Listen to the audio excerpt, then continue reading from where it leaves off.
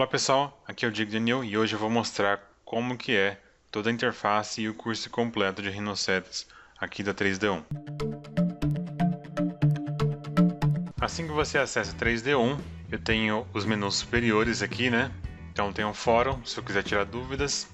Eu tiro dúvidas de perguntas de computação gráfica, ou de maquete eletrônica, ou perguntas de rádio, né, que pode acontecer. O Rhino mais ou menos vai estar aqui na área de computação gráfica, a menos que você esteja trabalhando com maquete. Pode ser um ou em outro, né? E você acessa minha 3D1, você tem meus produtos, e você tem aqui o seu curso ou seus cursos, né? Depende da quantidade de cursos que você tem.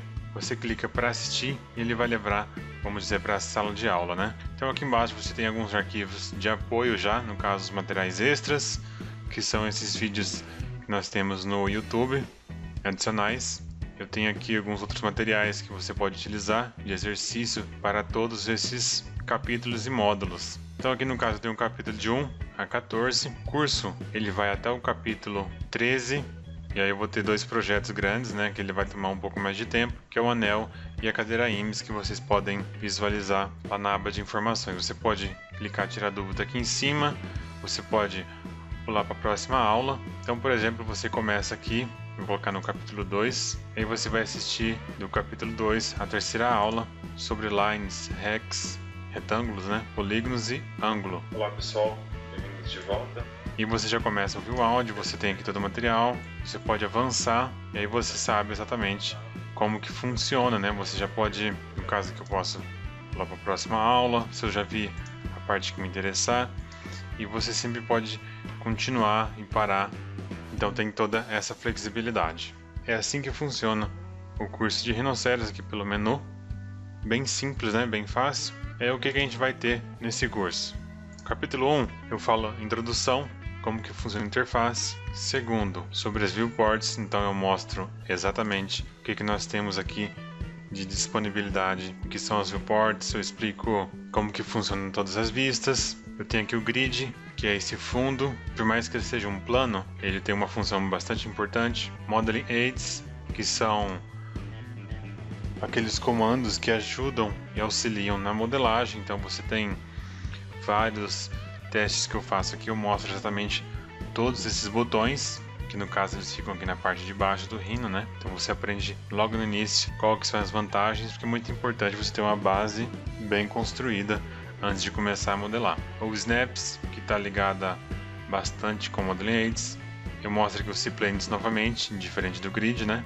Os C-Planes são planos customizáveis ou não, eles podem ser fixos padronizados, que é o grid que a gente vê em cada viewport. Cada viewport geralmente tem seu C-Plane. Preparação de um projeto. Então aqui eu mostro, por exemplo, formas de se organizar, o que você pode fazer para começar a modelar. Antes de começar a modelar, o que você pode organizar. Se você quer deixar seu menu customizado, se você quer deixar a barra de comando em cima ou embaixo.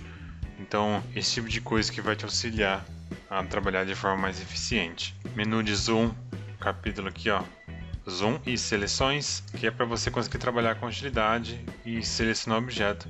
Por mais que seja uma questão simples, é importante saber trabalhar bem com isso para você não ter nenhum tipo de frustração na hora da modelagem, né? E aí de fato eu finalizo começando um projeto. Então em cada capítulo eu tento colocar um projeto maior que engloba do que nós vimos anteriormente. Capítulo 2, nós temos aqui lines, polylines. Aqui, por exemplo, eu falo sobre criação de círculos. Os métodos para se criar círculo você não cria só de um jeito, você pode construir de várias outras formas, e eu exemplifico exatamente isso. Capítulo 2 ainda, Field, Chamfer, Offset Points. Então aqui eu mostro exatamente como que se aplica em cada parte desses objetos de exemplo. Eu mostro realmente aplicando aqui cada ferramenta. Se necessário eu faço alguma variação, e às vezes eu até induzo ao erro. Se você aprender pelos erros, nada vai te surpreender na hora de trabalhar com esse 3D. Eu tenho Move, Rotate Scale, Join, Split Trim. Tem o Control Points, onde eu mostro como trabalhar com esses Control Points, né, que é uma função muito útil do Rhino, que permite ter uma grande flexibilidade na hora de trabalhar com o programa. Tem aqui o Blend, o Match, o Twin, o Connect, Text, 2D e Curve Boolean.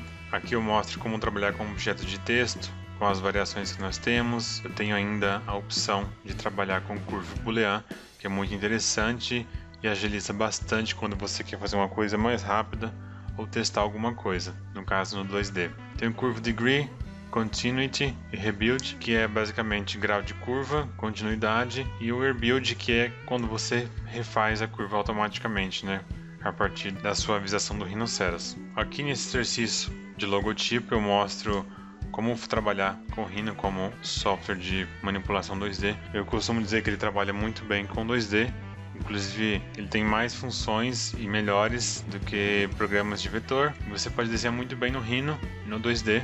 Você não precisa necessariamente trabalhar fora dele e importar as linhas, você pode construir bem rápido aqui dentro do Rhino. Se você precisa de algo mais aplicado, eu tenho aqui uma planta 2D, que é uma planta baixa arquitetônica, então você pode ver exatamente como que eu faço e como que eu trabalho com esse tipo de desenho. Então aqui você pode executar vários tipos de projeto que envolvam esse trabalho 2D. Partindo agora para o capítulo 3, a gente começa a trabalhar com um pouco mais de sólidos, porque ele envolve algumas outras ferramentas. Por exemplo, aqui eu exemplifico todos os sólidos e por que chama de polysurface e de extrude, quais são as diferenças, quais são os tipos. Eu mostro aqui em manipuladores o que a gente pode alterar nos sólidos. Eu tenho aqui na aula 3 mirror, extrude e text 3D também, né? Então eu mostro como que você pode aplicar o mirror, criar o espelho, né? Você pode espelhar uma peça, como que você faz extrusão e como que você trabalha com textos em 3D. Sistema de Boolean, que é aquela forma de se editar as peças, você cortar uma peça com outra ou você unir duas peças, dois sólidos. Então o sistema Boolean ele é um sistema universal para se trabalhar com modelagem 3D. Qualquer software vai ter sistema Boolean e o Rhino trabalha muito bem com eles. Fillet e chamfer, dessa vez com sólidos, da mesma forma que você trabalha com fillet no 2D, você também tem para o 3D. Tem aqui Revolve e Cap, são ferramentas mais simples, mas que possuem um resultado final muito bom. Então é muito importante saber trabalhar bem com Revolve e saber a hora de se utilizar também o Cap, que é a ferramenta que vai concluir basicamente esse Revolve. Tem aqui Make Holo, Untrim e Move Face, que são adições que você pode trabalhar individualmente com faces. Tem o Boss, Rib, Extrude Helix, que são outras ferramentas adicionais de polissuperfície. E eu tenho aqui o exercício de planta baixa, que é o final desse capítulo 3. Então a gente pega aquela mesma planta que nós desenhamos e já aplica um 3D nela para saber exatamente como que funciona de fato, né? A modelagem 3D de maquetes. Nesse caso eu tenho dois exercícios em 3D. Um trabalha mais com a maquete e o outro, no caso, trabalha com outras ferramentas. Então aqui eu exploro um pouco mais de cada coisa para ficar um pouco mais abrangente nesse resultado final. Capítulo 4 começa a trabalhar com NURBS, de fato, a parte mais forte do Rhinoceros, e o Rhinoceros é um software mais forte com NURBS. Então aqui eu mostro exatamente por quê, quais são as diferenças, o que é uma polysurface, o que é um sólido, como ele se diferencia de uma superfície. É importante saber diferenciar, porque depois você entende onde você começa a errar e o porquê que certas coisas não funcionam. Eu trabalho com extrude de NURBS, que é possível se extrudar uma superfície, não necessariamente ela precisa ter volume 3D. Eu trabalho com planar também, com Loft e o Curve Network, que é uma das ferramentas mais importantes e mais fortes do programa. Se você conseguir dominar o Curve Network, você pode fazer basicamente qualquer coisa no Rhinoceros. Então aqui eu exemplifico como que trabalha, como que funciona o Curve Network, o que ele precisa para funcionar corretamente. Outras duas ferramentas. O Sweep, ele é uma ferramenta muito importante. Então com o Sweep você pode fazer muito além, porque você tem diversos controles. E eu aqui mostro exatamente como que cada uma funciona, qual que é a aplicação delas. Tem aqui a Surface 234, que ela pode ser construída a partir de 2, de 3 ou de 4 polylines. Eu tenho um Patch também, que é uma ferramenta bem mais genérica. Eu tenho aqui o Offset Surface, porque ele vai trabalhar com espessuras, como você consegue trabalhar com espessuras em superfície. Então, além de você fazer toda uma curvatura, você pode, além de tudo, colocar e trabalhar de forma mais efetiva. E possivelmente trabalhar com Boolean e coisas do tipo. O Blend ele é uma ferramenta muito importante, ele está presente no 2D também, mas no 3D ele é muito útil porque é onde você aprende a trabalhar com continuidade de superfície, que é uma das coisas mais importantes no Rhino. E também ele funciona muito bem para trabalhar com superfícies complexas, onde você não precisa necessariamente fazer toda a curvatura, você deixa o Blend fazer essa compensação, então você pode ter resultados muito bons. Tenho vários tutoriais aqui no YouTube que você pode encontrar eu trabalhando com essa ferramenta, porque realmente está muito boa e a continuidade é muito clara no Blend.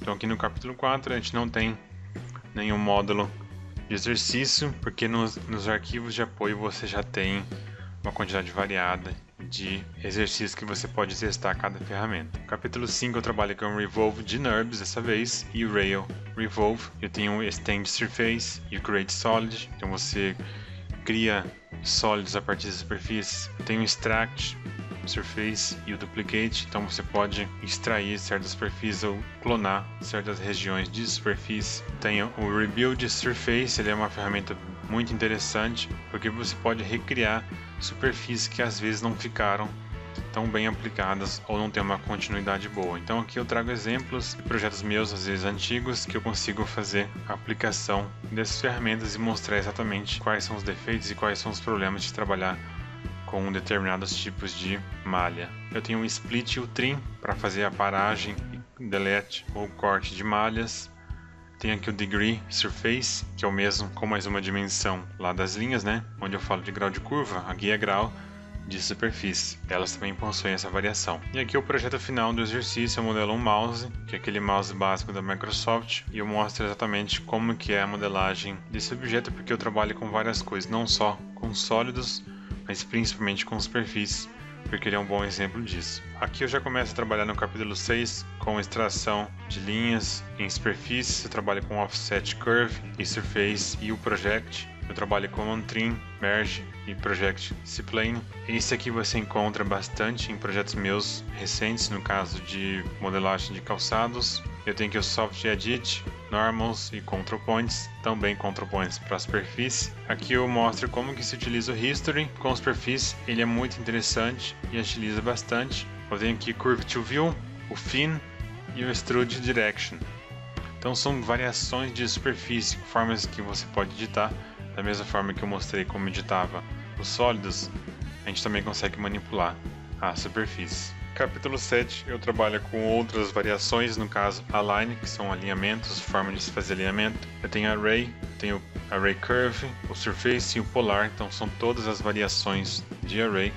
Eu mostro aqui como que se trabalha com isso. Eu mostro aqui o modificador Bend, que ele é muito interessante, como se trabalha com ele de forma efetiva. Em seguida o Twist, que é um modificador muito bom, pouco utilizado também, que tem várias opções interessantes e pode te dar um resultado muito mais completo e deixar o trabalho muito mais interessante se você aplica essa ferramenta. O Taper também é um modificador bem legal que pode facilitar muito. Às vezes você fica dependendo de uma modelagem mais complexa, enquanto os modificadores podem fazer todo o trabalho que você teria manualmente. E aqui Edit Cage, o Cage Edit, ele é um modificador muito bom, ele potencializa muito qualquer ferramenta no Rhinoceros. Inclusive um amigo passou a utilizar, ele não utilizava até então e ele achou muito bom porque facilitou muito o trabalho dele. Então vale a pena aprender bem como se trabalhar com Cage Edit e como que funciona.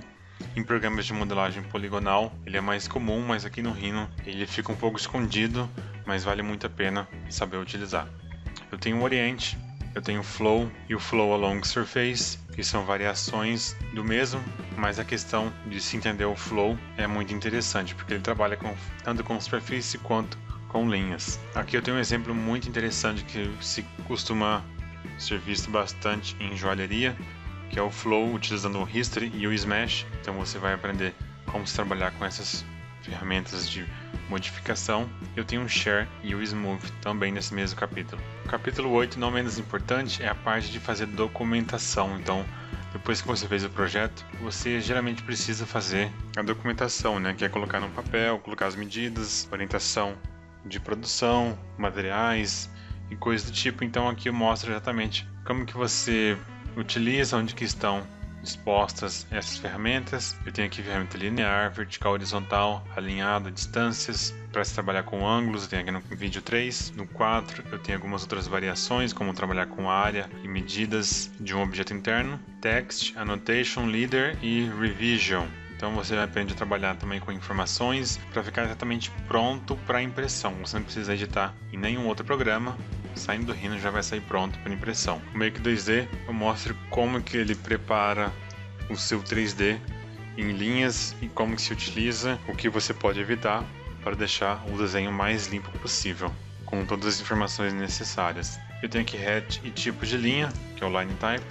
Então se a linha tem espessura, se ela é tracejada, se ela tem ponta em tracejo, coisa desse tipo. Estilos de dimensão, que é o Dimension Style. Então aqui eu mostro os estilos que você pode configurar para ir utilizando em outros projetos. Então você pode padronizar em um e reutilizar em outros projetos. Como organizar o layout, aqui eu faço a impressão desse layout. Capítulo 9 eu falo um pouco mais sobre Mesh, porque o Rhino também trabalha com Mesh, e eu mostro aqui no 3D Max mesmo como que eu tenho uma variação, qual que é a diferença de uma Mesh para uma NURBS, quais são as vantagens, para você entender bem como que funciona cada coisa. Eu tenho aqui Mesh Boolean, eu tenho Polycount, eu como fazer redução de malha também, tenho o Quadrangulate e o Triangulate, Create Face, o Flip e o Fill Hole. Então, coisas que você pode utilizar para se trabalhar com Mesh também no Rhinoceros. E no capítulo 10 eu tenho aqui a parte de rendering, que é a parte de representação desses projetos que nós trabalhamos. Então, aqui eu trabalho com o renderizador do Rhino, o padrão que vem no programa. No YouTube eu tenho algumas aulas sobre a nova renderização do Rhino 6, então você pode conferir essa atualização, está disponível para todos os alunos também. Eu falo sobre rendering e sobre as luzes, eu falo sobre materiais, mapeamento UV, que é uma parte muito importante para se trabalhar com rendering. Eu tenho aqui configuração de câmera e resolução, tenho o render settings, alias e o skylight. Eu tenho aqui efeitos especiais, como você pode fazer proveito do frame de renderização do Rhino e aplicar e ter novos recursos aqui na hora de salvar o teu renderizador já. E ter novos recursos na hora de salvar o seu render e pronto.